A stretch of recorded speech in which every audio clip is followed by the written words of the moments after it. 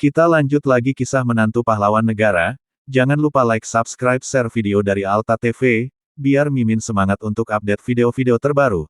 Tonton juga video-video lain dari Alta TV ya. Alta TV mantap. Terima kasih. Bab 141 Keluarga Mahasura terguncang. Heboh. Dalam sekejap, aula utama keluarga Mahasura langsung gempar. Ini adalah acara ulang tahun Dinda, hari bahagia semua anggota keluarga Mahasura. Tetapi malah ada orang yang menghadiahkan peti mati kepada pemeran utama yang berbahagia hari ini. Bahkan, orang-orang mulai beranggapan apakah telinga mereka telah bermasalah.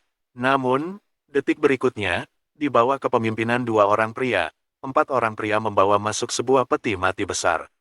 Keenam orang ini jelas-jelas adalah bawahan Romi, sekaligus prajurit lama yang baru kembali dari medan perang luar kota. Seketika itu pula, suasana berubah menjadi sunyi senyap. Ekspresi semua anggota keluarga Mahasura langsung berubah menjadi kaku. Setelah tercengang sejenak, Rocky baru melangkah maju dan berteriak dengan marah, "Siapa kalian? Siapa yang menyuruh kalian menghadiahkan peti mati ke kediaman keluarga Mahasura?" "Oh, apa tadi kurang jelas?" "Ya, orang yang menghadiahkan peti mati ini adalah Ardika Mahasura dari kota Banyuli." Pria yang memimpin kelompok orang itu melambaikan tangannya dan berkata dengan dingin, "Taruh peti matinya di sini." Bam! Dengan iringan suara yang keras, peti mati besar itu langsung menghantam lantai sampai-sampai seluruh aula utama sedikit terguncang. Peti mati itu tidak dipaku dengan baik. Karena itulah, saat dihantam ke lantai, bau amis darah langsung menguar keluar dan merusak suasana bahagia keluarga Mahasura. Di dalamnya ada sebuah mayat. Begitu melihat ada mayat di dalam peti mati itu, kelopak mata anggota keluarga Mahasura yang berdiri di atas panggung langsung melompat dengan tak terkendali. Setelah mendengar ucapan itu, ekspresi para tamu undangan yang menghadiri acara ulang tahun langsung berubah drastis. "Pak Abraham, karena hari ini keluarga Mahasura sedang ada urusan, maka lain kali kami baru datang berkunjung lagi." Setelah berpamitan, dalam sekejap mata saja, semua tamu undangan langsung pergi tanpa meninggalkan jejak. "Pak Abraham, Tuan Ardika meminta kami untuk memberitahu keluarga Mahasura, waktu 1 bulan yang beliau berikan kepada keluarga Mahasura sudah berlalu seminggu. Semua anggota keluarga Mahasura diharapkan untuk segera berlutut dan memohon pengampunan kepada keluarga Basagita. Kalau enggak, kalian tanggung sendiri konsekuensinya." Selesai berbicara, keenam orang itu juga berbalik dan pergi. Sementara itu, semua anggota keluarga Mahasura masih tercengang. Mereka bahkan sampai lupa untuk memerintahkan pengawal keluarga Mahasura menghentikan keenam orang itu. Sesaat kemudian, baru ada anggota keluarga Mahasura yang tersadar kembali. Dia berjalan ke arah peti mati dan melihat isi peti mati itu sejenak. Begitu melihatnya, dia langsung bergidik ngeri. Ini adalah mayat Budi. Bukankah hari ini adalah hari pembentukan kembali asosiasi bahan bangunan? Bagaimana dia bisa mati? Dalam sekejap, seluruh anggota keluarga Mahasura terkejut bukan main. Walaupun keluarga Mahasura tidak mengirim utusan untuk berpartisipasi dalam acara asosiasi bahan bangunan itu, tetapi mereka tetap mengikuti perkembangannya. Siapa sangka bisa terjadi hal seperti ini? Ekspresi Abraham langsung berubah menjadi muram. "Cepat selidiki." Hanya dalam hitungan detik, adik laki-laki Abraham sekaligus ayah Rocky, Candy Mahasura berjalan kembali ke aula utama. Sambil berusaha menahan keterkejutannya, dia berkata, "Kak, hari ini tiba-tiba ada aksi pemberantasan pelaku kriminal di kota Banyuli. Pasukan khusus kota Banyuli, Korps Taring Harimau dan pasukan khusus Serigala, serta anggota kepolisian Departemen Kepolisian Kota Banyuli sebanyak lebih dari 10.000 orang terlibat dalam aksi ini. Pelaku kriminal yang ditangkap berjumlah lebih dari 2.000 orang termasuk 15 petinggi asosiasi bahan bangunan.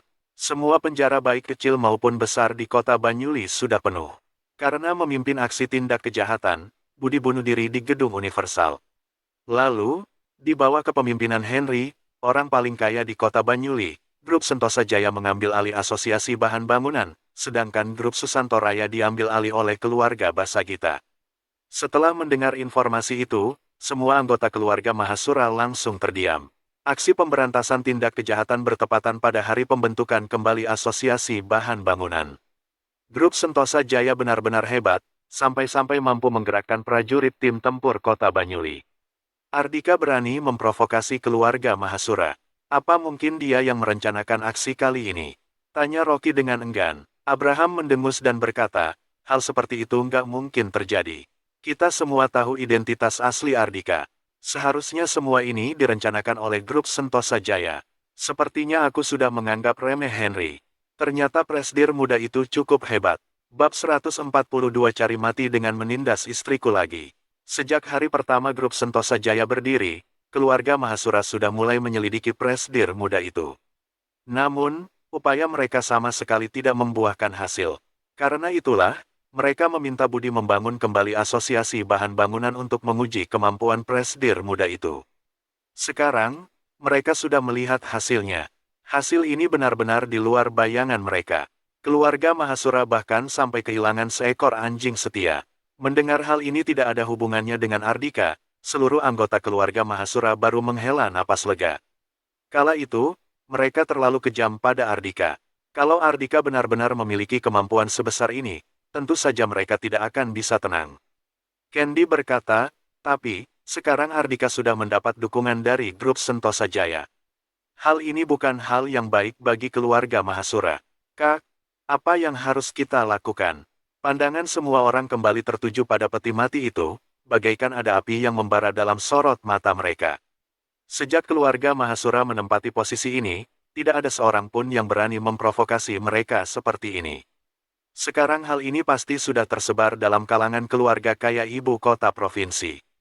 Dia pikir dengan meminjam kekuatan grup Sentosa Jaya dan menghadiahkan sebuah peti mati ke sini, dia bisa membuat keluarga kita yang merupakan keluarga Mahasura ibu kota provinsi ini ketakutan. Hah, benar-benar mimpi di siang bolong. Setelah berpikir sejenak, Abraham melambaikan tangannya dan berkata, hubungi keluarga Hamdani, keluarga Santosa dan keluarga Lukito untuk menyingkirkan bocah itu. Bukankah grup Susanto Raya akan dikembalikan kepada grup Agung Makmur? Kalau sampai grup Agung Makmur memanfaatkan kesempatan ini dan bangkit kembali, pihak yang paling dirugikan adalah mereka. Grup Susanto Raya serahkan saja kepada mereka, anggap saja sebagai imbalan. Kala itu, beberapa keluarga ini menggabungkan kekuatan mereka untuk merebut aset grup Agung Makmur. Jadi, tiga keluarga besar ini pasti tidak akan membiarkan grup Agung Makmur bangkit kembali. Ayah, dengan mengandalkan kekuatan keluarga Mahasura ibu kota provinsi sendiri saja, kita sudah mampu menyingkirkan Ardika. Kenapa kita perlu meminjam kekuatan tiga keluarga besar untuk menyingkirkannya? Tanya Dinda dengan tidak puas. Ardika menghadiahkan peti mati untuknya, pria itu sudah mengacaukan acara ulang tahunnya. Dia ingin sekali membunuh Ardika sekarang juga. Mendengar ucapannya, anggota keluarga Mahasura lainnya juga ikut menganggukkan kepala mereka. Keluarga Susanto selalu patuh pada semua perintah keluarga Mahasura. Sekarang, karena tokoh tidak penting seperti Ardika, mereka malah terancam kehilangan grup Susanto Raya. Walaupun grup Susanto Raya yang bernilai triliunan itu bukan apa-apa bagi keluarga Mahasura ibu kota provinsi, tetapi tetap saja mereka tidak ingin kehilangannya. Abraham menggelengkan kepalanya dan berkata, dalam acara bisnis sebelumnya, Rocky sudah membuat Pak Draco kesal. Untuk sementara waktu ini, keluarga Mahasura nggak boleh menginjakkan kaki ke kota Banyuli untuk menghindari masalah yang nggak perlu. Dengarkan baik-baik, kalian nggak diizinkan untuk pergi ke kota Banyuli. Setelah mendapat kesempatan untuk meminta maaf kepada Pak Draco, baru kita bicarakan lagi. Setelah mendengar ucapan Abraham, jantung mereka langsung berdebar kencang. Mereka segera mengiyakan sambil menganggukkan kepala mereka. Kediaman keluarga Basagita di kota Banyuli. Setelah mendapat panggilan telepon dari kakeknya dan bergegas ke sini dari lokasi konstruksi, Luna baru mendapati semua anggota keluarga berkumpul di sini. Mereka semua memelototinya dengan ekspresi marah. Wisnu langsung bertanya dengan marah, Luna, kenapa kamu nggak menghadiri acara hari ini? Apa kamu ingin mencelakai keluarga Basagita? Melihat ekspresi penuh amarah kakeknya, Luna berkata, aku sudah meminta Ardika untuk mewakiliku menghadiri acara itu. Ada satu perwakilan keluarga Basagita yang hadir sudah cukup. Mendengar ucapan Luna, amarah Tuan Besar Basagita langsung meluap. Mewakili keluarga Basagita, sejak kapan idiot itu berhak mewakili keluarga Basagita? Semua orang mengatai Luna tidak bertanggung jawab. Dengan meminta seorang menantu kawin masuk untuk mewakili keluarga Basagita menghadiri sebuah acara penting, bukankah hanya akan membuat keluarga Basagita menjadi bahan tertawaan kalau hal ini tersebar keluar? Luna hanya bisa tetap diam tanpa mengucapkan sepatah kata pun. Tiba-tiba, Wulan berkata dengan nada menyindir, "Tapi Luna, sepertinya kali ini kamu sendiri yang membunuh suami idiotmu itu."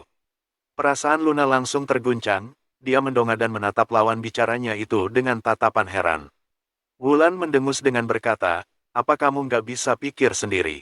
Kala itu, Tony ingin kamu menikah dengannya, tapi kamu malah menikah dengan Ardika. Idiot itu, tindakanmu jelas-jelas sudah mempermalukan keluarga Susanto. Sejak saat itu, keluarga Susanto pasti sudah sangat membencinya. Hari ini dia menghadiri acara itu sendirian. Apa kamu pikir keluarga Susanto akan membiarkannya meninggalkan lokasi hidup-hidup?" Setelah mendengar ucapan itu, kepala Luna langsung berdengung, seolah-olah akan meledak. Dia terus menggelengkan kepalanya dan berkata, "Hal seperti itu nggak mungkin terjadi. Ardika pasti baik-baik saja. Terlepas dari betapa arogan dan semena-mena keluarga Susanto, mereka juga nggak akan berani membunuh orang." "Ah, nggak berani." Keluarga Susanto bahkan berani mengutus 15 kepala preman untuk mempersulit penanggung jawab banyak lokasi konstruksi secara terang-terangan. Hal apa lagi yang nggak berani mereka lakukan? Wisnu tertawa terbahak-bahak dan berkata, "Luna, coba kamu jujur saja. Apa kamu ingin menikah lagi, tapi juga ingin mempertahankan citra baikmu? Karena itulah, kamu meminta Ardika untuk menghadiri acara itu, kan? Kamu benar-benar kejam." Orang-orang lainnya juga ikut menyindir Luna. Mereka bukan berniat menegakkan keadilan untuk Ardika. Kalau Ardika mati, tentu saja mereka sangat senang. Mereka sangat berharap hari ini Ardika bisa mati di lokasi acara itu. "Aku nggak bermaksud seperti itu. Ardika, maafkan aku. Seharusnya aku nggak membiarkanmu mewakili aku menghadiri acara itu." Luna langsung terjatuh lemas di lantai, lalu menangis dengan terisak-isak. "Apa kalian sedang cari mati dengan menindas istriku lagi?" Tepat pada saat ini, tiba-tiba terdengar suara teriakan penuh amarah dari luar pintu. Bab 143 Keluarga Basagita bukan apa-apa. Begitu mendengar suara teriakan itu, semua anggota keluarga Basagita langsung mengalihkan pandangan mereka ke sumber suara. Mereka melihat Ardika muncul di depan pintu dengan aura membunuh yang kuat dan sedang menatap mereka dengan tatapan dingin. "Ardika, kamu kembali hidup-hidup. Bagaimana hal seperti ini bisa terjadi?" Ekspresi Wisnu dan Wulan langsung berubah drastis. Tanpa sadar, mereka melangkah mundur satu langkah. Tubuh Luna tampak sedikit bergetar. Dia yang sudah terduduk di lantai langsung mengalihkan pandangannya ke sumber suara. Begitu melihat wajah pria itu, air matanya langsung mengalir tanpa henti. Suara tangisan wanita itu menjadi lebih keras dibandingkan sebelumnya. Dia segera bangkit dari lantai, lalu melemparkan dirinya ke dalam pelukan Ardika. "Ardika, maafkan aku, seharusnya aku nggak membiarkanmu mewakiliku menghadiri acara itu. Aku benar-benar minta maaf." Sambil memeluk Ardika dengan erat, dia terus meminta maaf. "Sayang, kamu sama sekali nggak bersalah padaku. Bukankah aku sudah bilang padamu aku akan baik-baik saja?" Ardika memeluk Luna dengan erat, berusaha menghibur istri cantiknya ini. Beberapa saat kemudian, akhirnya Luna tenang kembali. Dia memeriksa seluruh tubuh Ardika. Setelah memastikan pria itu tidak terluka, dia baru menghela napas lega. Ardika menghampiri Wisnu dan Wulan, lalu menatap mereka dengan tatapan dingin dan berkata, "Cepat minta maaf pada istriku." "Ardika, kamu pikir kamu siapa? Atas dasar apa kamu memerintah kami untuk meminta maaf padanya?" Sambil memarahi Ardika, Wulan terus melangkahkan kakinya ke belakang. Namun, pergerakan kakinya lebih lambat dibandingkan tamparan yang dilayangkan oleh Ardika. Plak, sontak saja tamparan Ardika itu langsung membuat targetnya berlutut di lantai. Plak, sesaat kemudian, sebuah tamparan juga mengenai Wisnu. Jelas-jelas yang dipukul adalah wajah mereka, tetapi kedua kaki mereka seolah terasa lemas sampai-sampai berlutut. "Dengan mempertimbangkan kalian adalah anggota keluarga Basagita, aku hanya meminta kalian berlutut atas fitnahan yang telah kalian lakukan terhadap istriku," kata Ardika dengan dingin. Kedua orang ini benar-benar keji. Mereka memfitnah Luna ingin menikah lagi dan sengaja membiarkannya menghadiri acara itu agar dia mati. Jelas-jelas dia sendiri yang berinisiatif mewakili Luna menghadiri acara itu. Walaupun demikian, Luna masih tidak tenang. Wanita itu sampai meminjam uang sebesar 2 miliar untuk mengundang Jinto dan Romi ke lokasi acara demi memastikan keselamatan Ardika. Dalam lubuk hati Ardika, Luna adalah istri terbaik sekaligus orang yang paling baik terhadap dirinya di dunia ini. Dia tidak akan membiarkan siapapun memfitnah Luna seperti itu. Ardika, apa keluarga Basagita masih ada di matamu? Kamu benar-benar keterlaluan. Melihat putra dan putrinya berlutut di hadapan Ardika, saking emosinya tubuh Yanto sampai gemetaran. Ardika hanya menanggapinya dengan acuh tak acuh. Keluarga Susanto saja sudah aku hancurkan, keluarga Basagita bukan apa-apa bagiku. Anggota keluarga Basagita tertegun sejenak, lalu tertawa terbahak-bahak. Ardika, apa penyakitmu kumat lagi? Kalau kamu benar-benar sehebat itu sampai-sampai bisa menghancurkan keluarga Susanto, kenapa kamu masih belum naik ke atas langit? Tentu saja mereka tidak mempercayai ucapan Ardika. Terserah kalian saja percaya atau enggak. Lagi pula, sebentar lagi kalian akan menerima informasinya. Ardika mencibir. Ini adalah perbedaan keluarga kelas 2 seperti keluarga Basagita dengan keluarga kaya raya seperti keluarga Mahasura. Walaupun keluarga Mahasura berada di ibu kota provinsi, hanya dalam hitungan menit saja mereka sudah bisa mengetahui semua hal yang terjadi di kota Banyuli dengan jelas. Namun, hingga saat ini keluarga Basagita masih belum menerima informasi apapun. Ardika berbalik, lalu menggandeng tangan Luna dan berkata, "Sayang, ayo kita pulang." Awalnya Ardika pergi ke lokasi konstruksi untuk menemui Luna, tetapi karena mendengar Luna dipanggil ke kediaman keluarga Basagita, dia baru mencari istrinya di sini. Kalau tidak, dia tidak akan menginjakkan kakinya di kediaman keluarga Basagita. Begitu sosok bayangan kedua orang itu menghilang di balik pintu, ponsel Yanto berdering. Begitu dia menerima panggilan telepon itu dan mendengar beberapa patah kata, ekspresinya langsung berubah drastis.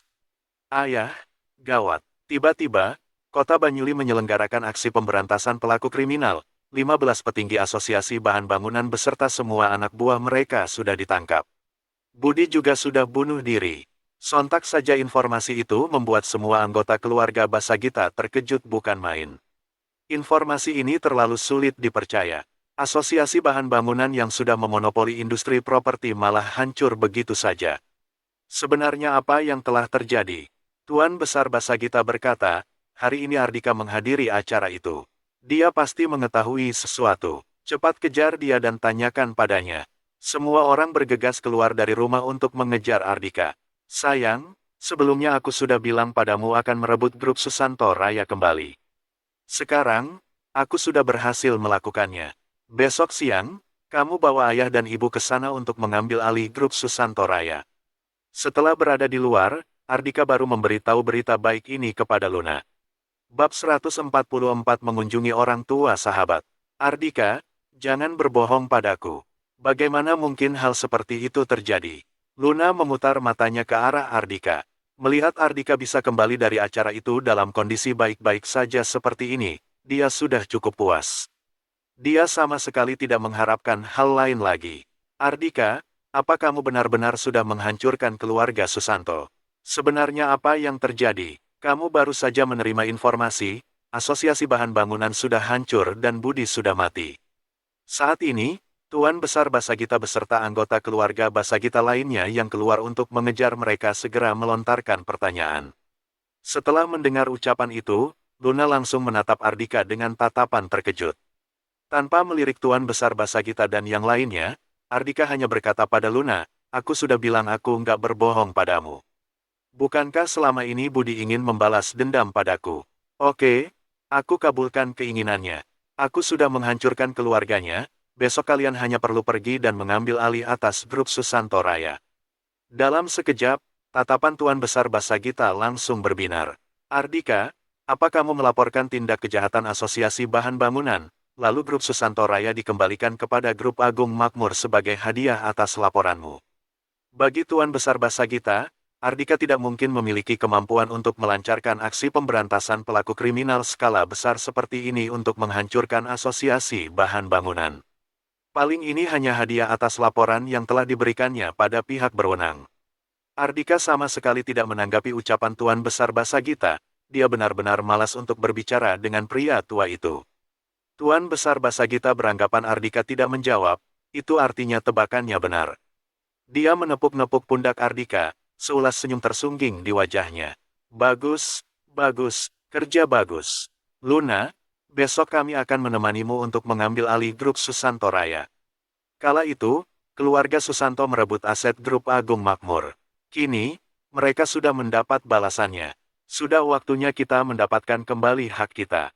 Haha, anggota keluarga Basagita lainnya juga ikut bergembira. Dengan mengambil alih grup Susanto Raya, itu artinya keluarga Basagita akan menjadi keluarga kelas 1. Ardika mengerutkan keningnya dan berkata, kalau kalian ingin ikut menemani istriku mengambil alih grup Susanto Raya, boleh saja. Tapi, kalian harus ingat, grup Susanto Raya bisa kembali menjadi milik keluarga Basagita adalah kontribusi dari keluarga kami dan kontribusi istriku. Dia adalah pemegang kekuasaan tertinggi grup Susanto Raya. Selesai berbicara, dia langsung membawa Luna pergi. Setelah pasangan suami istri itu benar-benar sudah pergi, Wisnu dan Wulan baru berani bangkit dari lantai. Saat ini, mereka berjalan keluar. Wulan berkata dengan maksud jahat, "Kakek, lihatlah sikap arogan mereka berdua itu. Mereka sama sekali nggak menghormati kakek. Sejak awal, grup Susanto Raya adalah bagian dari grup Agung Makmur yang diambil oleh keluarga Susanto. Sekarang, sudah sepantasnya keluarga Basagita mendapatkannya kembali." Dia pikir semua ini benar-benar kontribusinya. Wisnu menganggukkan kepalanya dan berkata, "Ya, benar. Seharusnya kakek yang memegang kekuasaan tertinggi grup Susanto Raya. Adapun mengenai Luna, dia cukup bertanggung jawab atas lokasi konstruksi saja. Kelak, kami juga nggak akan berebutan dengannya. Dengan memiliki grup Susanto Raya, mereka sama sekali tidak melirik keuntungan kecil lagi." Tuan Besar Basagita yang tadi diabaikan begitu saja juga merasa sangat tidak senang. Dia menganggukkan kepalanya dan berkata, "Oke, seperti ini saja. Setelah kita mengambil alih grup Susanto Raya, Luna nggak akan diberikan posisi apapun." Siang keesokan harinya, Luna dan Ardika baru saja makan siang di Departemen Proyek Lokasi Konstruksi. Segerombol anggota keluarga Basagita bergegas menghampiri mereka. "Luna, ayo kita pergi ke grup Susanto Raya sekarang juga. Untuk apa kamu memedulikan lokasi konstruksi seperti ini? Setelah mengambil alih grup Susanto Raya, kamu akan mendapatkan segalanya." Dulu, Tuan Besar Basagita menganggap lokasi konstruksi ini sebagai harta karun. Sekarang lokasi konstruksi ini tidak lebih dari sampah di matanya. Anggota keluarga Basagita lainnya juga sudah tidak sabar mengambil alih grup Susanto Raya. Kalau bukan karena khawatir terjadi sesuatu yang tidak terduga, mereka pasti sudah meninggalkan Luna dan pergi mengambil alih grup Susanto Raya. "Oke, ayo kita berangkat sekarang." Luna tetap terlihat tenang seperti biasanya. Ardika berkata, "Sayang, kalian pergi saja, ya. Hari ini aku ada sedikit urusan, jadi aku nggak bisa menemanimu ke sana lagi." Sore ini, dia ingin mengunjungi orang tua Delphine. Awalnya, dia berencana untuk mengunjungi batu nisan Delphine, tetapi dia dengar informasi dari Jessica bahwa kehidupan orang tua Delphine sekarang kurang baik. Kalau dia tidak membantu mereka menjalankan kehidupan yang lebih baik, dia akan merasa malu dan bersalah untuk mengunjungi sahabatnya yang sudah meninggal itu. Setelah mobil rombongan keluarga Basagita melaju pergi, sebuah mobil BMW berhenti di depan gerbang lokasi konstruksi. "Pak Ardika." Melihat Ardika berjalan menuju ke arah mobil, Jessica yang sudah berdiri di depan pintu mobil segera membukakan pintu mobil untuk Ardika. Bab 145 Memeras Uang. "Apa kamu tahu alamatnya?" tanya Ardika saat sudah masuk ke dalam mobil. Sebelumnya, mantan istri Delphine, Elsie pernah memberitahu Ardika alamat orang tua sahabatnya itu. Namun, dengan kemampuan Jessica, tanpa perlu dia beritahu, wanita itu pasti sudah menyelidikinya dengan jelas. "Ke area kota tua," kata Jessica pada sopir. Tidak lama kemudian, mereka sudah tiba di area kota tua kota Banyuli. Begitu memasuki area ini, Ardika langsung mengerutkan keningnya. Sebelumnya, Jessica memberitahunya kehidupan orang tua Delphine kurang baik. Setelah dia melihat sendiri lingkungan tempat tinggal ini, kehidupan dua lansia itu bukan hanya tidak baik, melainkan sangat buruk. Jalanan tampak berlubang-lubang, kedua sisi jalanan dipenuhi dengan bangunan rumah tua yang kecil. Karena semalam hujan turun dengan sangat deras, jalanan dipenuhi dengan air lumpur yang mengalir memasuki pemukiman penduduk yang rendah. Tidak tahu selokan mana yang sudah tersumbat. Bau tidak sedap juga menyelimuti udara tempat ini. Berbagai iklan ditempel di mana-mana. Kata-kata larangan mengonsumsi narkoba dan gambar-gambar komik menghiasi area itu. Sepanjang jalan, ada beberapa diskotik jadul. Beberapa kelompok kecil preman tampak sedang menikmati tarian wanita cantik sambil merokok. Tentu saja wanita cantik yang dirias sedemikian rupanya terlihat di dalam. Tempat-tempat seperti ini sangat populer di kota Banyuli. Dengan kata lain, hal-hal seperti ini sudah mencapai batasan hukum, tetapi belum melewati batasan hukum. Tempat seperti ini selalu ramai, jadi hal buruk seperti apapun bisa dilakukan.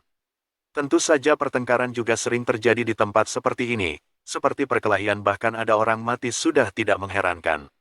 Sepanjang perjalanan, Ardika melihat area kota tua ini benar-benar kacau. Aura di tempat ini benar-benar berbeda dengan aura area kota baru, seolah-olah keduanya adalah dunia yang berbeda. Tinggal di lingkungan seperti ini, hari itu Livy bisa diculik bukanlah sebuah kebetulan.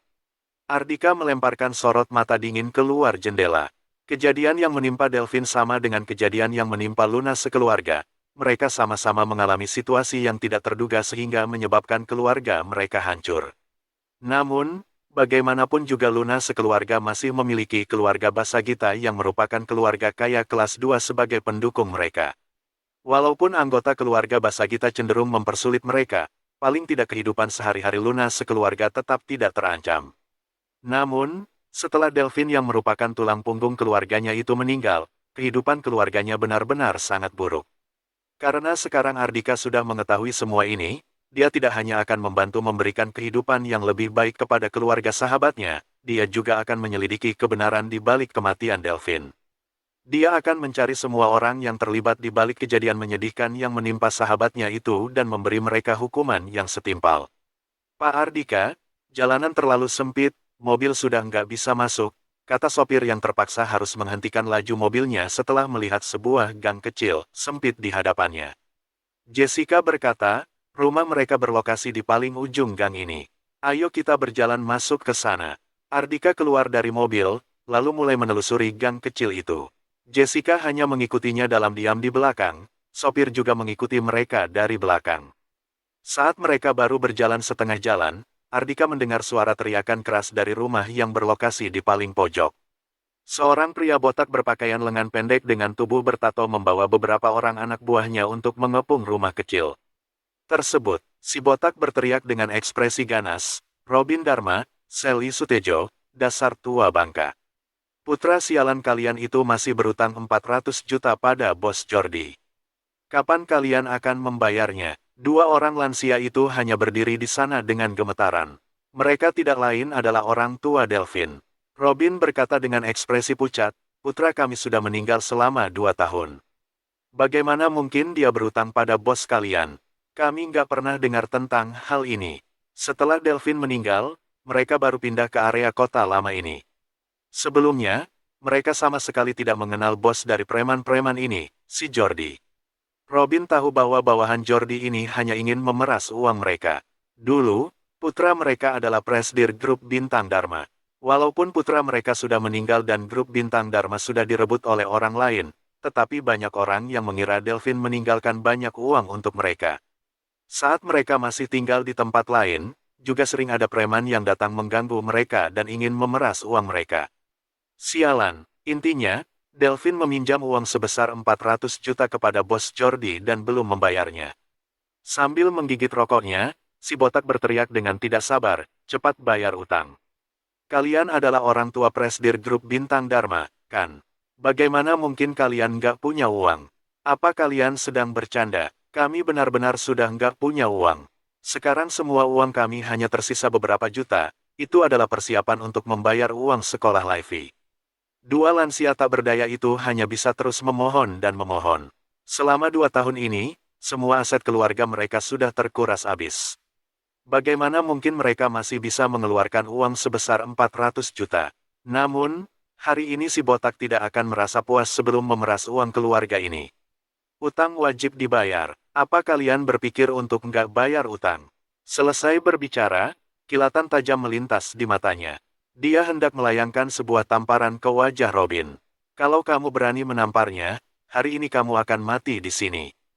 Tepat pada saat ini, tiba-tiba terdengar suara dingin dari arah belakang.